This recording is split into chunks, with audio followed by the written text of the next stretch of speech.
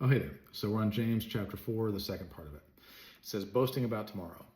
Now listen, you who say today or tomorrow we will go to this or that city, spend a year there, carry on business, and make money.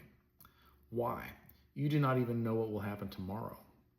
What is your life? You are a mist that appears for a little while and then vanishes. Instead, you ought to say, if it is the Lord's will, we will live and do this or that. As it is, you boast in your arrogant schemes. All boasting is evil. If anyone then knows the good they ought to do and doesn't do it, it is sin for them. This is important. Okay, so first of all, let's don't boast about tomorrow. Let's don't go, oh, I'm in control, because I think that we all know that we are very fragile creatures. Like the toughest ones of us can be broken in a heartbeat, and I've seen it time and time again. I felt it myself.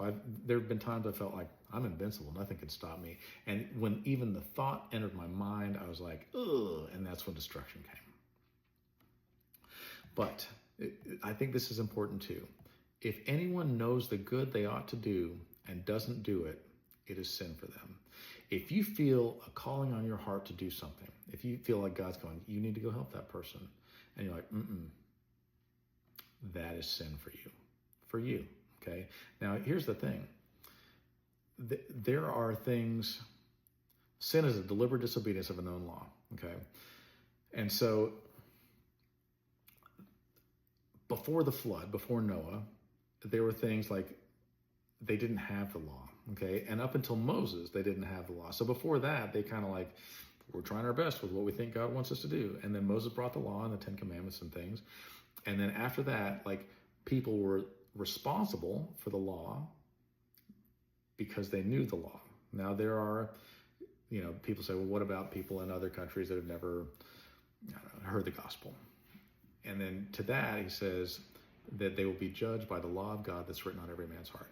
Nobody has to tell you that what you're doing is wrong. Like, if you just measure it by the simple thing of, would I want somebody to do this to me? Then don't do it to somebody else. Or would I want somebody to do this to me, then do it for somebody else. And the same goes for if you see somebody that you can help and you don't do it, that's what it's saying, then that's sin for you.